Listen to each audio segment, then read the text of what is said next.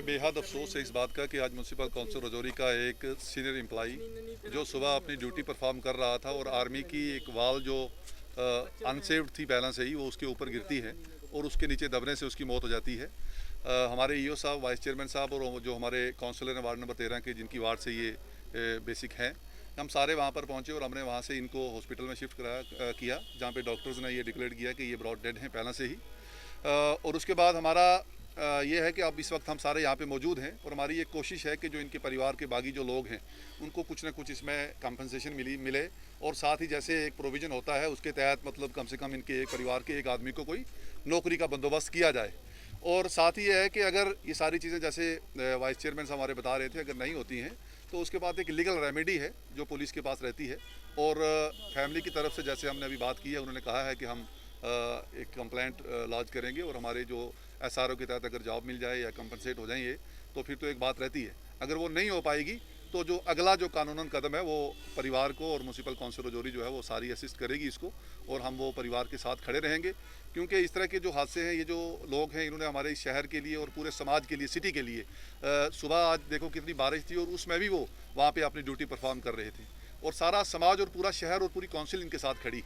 क्योंकि ये वही लोग हैं जो सुबह निकल के हमारे इस बाज़ार को साफ़ करते हैं और तभी जाके जो है हमारा सुबह जो बाज़ार है वो खुल पाता है और हमारे यहाँ के सारे सिटीजन्स लोग जो है वो अपनी, चाहे वो कारोबार हो चाहे वो लोग हों, वो सारे करते हैं। कौंसिल की तरफ से पहले भी नोटिफाइड जो है वो किया गया था, लेकिन इस तरह का और कितना एरिया है जहाँ पे इस तरह के हादसे हैं? देखो बहुत सारी ऐसी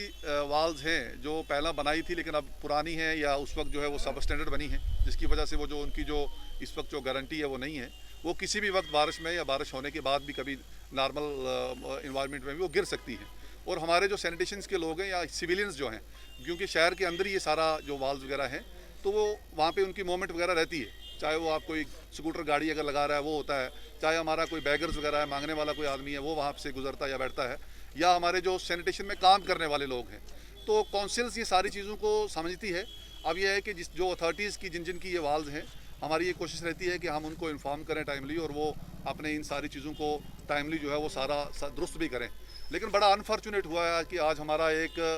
होनहार जो हमारा एक एम्प्लॉई था जिसने काउंसिल्स की कई सालों तक सेवा की है और हम उसकी सेवा को भी नहीं भूल सकते और हमारी इस वक्त यही प्रायोरिटी है कि उनके परिवार के साथ, उनके बच्चों के साथ इंसाफ हो और काउंसिल पूरी जो है, चाहे हमारे ईओ साहब हैं, चाहे हमारे एडमिनिस्ट्रेशन के म्यूनसिपलिटी के लोग हैं, हमने डीसी साहब से भी बात की है, एसएसपी मैम से भी बात की है, डायरेक्टर साहब से, सबसे हमारी बात हुई है और सारे जो हमारी अथॉरिटीज़ हैं उनकी जो सिंपैथीज़ है वो इस परिवार के साथ है। ये अनफॉर्चुनेट है कि इस तरह का इंसिडेंट नहीं होना चाहिए था। अब यह हम भी समझते हैं कि बारिश की वजह से, एनवायरनमेंट की वजह से या दीवार के क्रैक होने की वजह से ये एक्सीडेंट जो हुआ है, जो उसके साथ हुआ है, जिसमें एक आदमी की जो है वो जान गई है। अब जान जाने के बाद जो जिनकी ये वाल थी, जो भी इसको वहाँ पे इस वक्त वहाँ पे जो इसको सुपरवाइज़ कर रहे हैं या जो जिनकी ये कंट्रोल और पावर्स में आती थी, उनको चाहिए था कि वो इमीडिएटली जो है इस परिवार को जो है वो कंपनसेट करें बोथ वे से, एसआरओ के तरीके से भी और दूसरा जो इनको जो फाइनेंशियल असिस्टेंस था वो भी मिलना चाहिए था। अभी तक हमारी बात जो है इनके साथ चल रही है। अगर इस तरह का कोई अगर इश्यू सेटल हो जाता है तो अच्छी बात है, अगर नहीं होता तो परिवार के पास और काउंसिल के पास जो नेक्स्ट रेमेडी है उसमें हम जाएंगे। एक सीनियर सफाई कर्मचारी जो म्यूनसिपल काउंसिल में कार्यरत थे, आज वो अपना जब सफाई कर रहे थे अपने काम को सुचारू रूप से जैसे वो करते थे, तो एक वॉल जो हमारे जो आर्मी के वो जो प्रेमिसेस था, जो उसकी बाउंड्री वॉल थी, वो वॉल गिरने से उनकी वहाँ पे मौत हो गई और मौत होने के बाद परिवार भी हॉस्पिटल में पहुँचा। मैं और मेरे चेयरमैन और हमारे ऑनरेबल काउंसलर सारे यहाँ पे पहुँचे और आते ही हम लोगों ने परिवार वालों से जो संवेदना थी वो व्यक्त की और उनसे बात की कि एक हादसा हुआ है और इस हादसे में सबसे बड़ा नुकसान आपका हुआ है, इसकी भरपाई नहीं हो सकती, लेकिन चलो हम ये कोशिश करते हैं कि जो बेस्ट पॉसिबल हो, जो हद से ज़्यादा कर सके तो वो हम करें। उसमें मेरे चेयरमैन साहब ने अपने डायरेक्टर साहब से बात की, हमारे ईओ साहब हमारे पास मौजूद थे। उसमें जो एसआरओ होता है उसके तहत परिवार को क्या मिल पाएगा उसकी वो पूरी व्यवस्था की जाएगी। उसके बाद हमारे आर्मी के ऑफिसर आए थे, वो भी बात कर रहे थे, तो हमने उनसे भी एक गुहार लगाई कि एक हादसा हुआ है और ये हादसा ऐसा हादसा भी नहीं है कि ये इसके बारे में पता नहीं था। हमारी म्यूनसिपल काउंसिल की तरफ से रिटन में हमने यूनिट को ये दिया था कि ये आपकी वाल जो है ये डेंजर जोन में है और ये कहीं ना कहीं गिर सकती है या कुछ भी वो उसमें जो वर्डिंग लिखी होगी वो एक इन्फॉर्मेशन थी जो इस हादसे से पहले थी। तो उसके बाद अगर उसका संज्ञान उन्होंने लिया, अगर नहीं लिया तो कहीं ना कहीं हम इस ओर जा सकते हैं कि एक नेग्लिजेंस के कारण एक प्राणी जो है वो अपनी जान गंवा बैठा। फिर हमने इनसे कहा कोई बात नहीं, परिवार वाले ये कह रहे हैं कि उसके जो एक बेटा है वो MA B.Ed है और अच्छा पढ़ा लिखा है, फिलॉसफी में उसने अपनी पढ़ाई पूरी की है, तो चलो ऐसा करते हैं कि उस बच्चे को एडजस्ट कर दें। उन्होंने कहा ऐसा पॉसिबल नहीं है, हमारे में ऐसा नहीं है। हमने कहा ठीक है, जो पॉसिबल नहीं है तो नहीं है। फिर बात चली कि पोर्टर्स और उसमें अगर वो रहे और कंटिन्यू रहे, उन्होंने कहा वो भी पॉसिबल नहीं है। लेकिन बाद में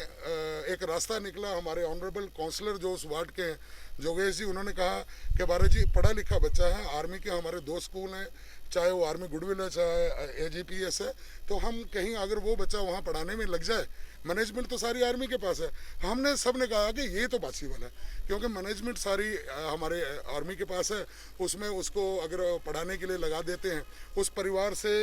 अगर वो बच्चा पढ़ा लिखा है तो एडजस्ट हो जाएगा। जब कहीं उसकी नौकरी परमानेंट लगेगी तो वो वहाँ से छोड़ देगा। अब इस बात पे आके अभी जो हमारे ऑफिसर है आर्मी के, उन्होंने कहा कि इसके लिए वो कह रहे हैं कि हमारे पास अभी पोस्ट नहीं है और इसको हमने एडवर्टाइज नहीं किया तो हम वो पोर्टर और उसकी ओर जा सकते हैं। तो परिवार वाले कह रहे हैं कि हम इसके नीचे कम से कम नहीं मानेंगे। कम से कम वो जो पढ़ा लिखा बच्चा है, वो पढ़ा लिखा बच्चा अगर आर्मी में पढ़ाता है उतनी देर तो उस परिवार को रिलीफ मिल सकती है जितनी देर उसकी नौकरी कहीं परमानेंट लगती। वो हमारे ऑनरेबल काउंसलर जोगेश जी मुझे अभी बता रहे थे कि परिवार ये कह रहा है कि अगर इतनी जायज़ डिमांड हमारी अगर नहीं मानी जाती तो हम क्रिमिनेशन जो है उस ओर नहीं जाएंगे, हम इसकी बॉडी को वहीं रख के प्रोटेस्ट करेंगे जहाँ पे ये हादसा हुआ है और FIR जो है हम और रजिस्टर्ड कराएंगे जो परिवार की तरफ से है। वो कह रहे हैं मुझे कुछ भी नहीं चाहिए, उनके बेटे हैं। तो हम लोग एक जो माध्यम बन के इस चीज़ को सॉल्व कर रहे थे। मुझे लगता है कि कहीं ना कहीं ये पॉसिबल था। जो दोनों स्कूल को देख रही है उसमें एक पढ़े लिखे बच्चे का जिसका बाप मर गया, जिसके लिए इन्फॉर्म भी किया गया कि ये दीवार गिरने वाली है, म्यूनसिपल काउंसिल का लेटर भी वहाँ पर गया, अगर उसके बाद उस परिवार को अगर रिलीफ नहीं मिलती है, मुझे लग रहा है कि ना तो इस परिवार के साथ न्याय है ना हम लोगों के साथ न्याय है, क्योंकि इम्पॉसिबल है कि उसको परमानेंट सर्विस आर्मी में देना। हम भी कहते हैं नहीं दे सकते, ठीक है। अरे भाई, स्कूल में उस बच्चे को पढ़ाने के लिए तब तक लगाना जब तक उसकी नौकरी लगती। वो उसके पास कैटेगरी है, शेड्यूल कास्ट जो SC कैटेगरी है, उस कैटेगरी में वो पढ़ा लिखा बच्चा कल नौकरी पा लेगा। जब वो पा लेगा तो भैया आपके पास से चला जाएगा। तब तक उस बाप के बेटे को अगर ये अकोमोडेट नहीं कर रहे तो मैं ये कह रहा हूँ यहाँ अच्छी बात नहीं।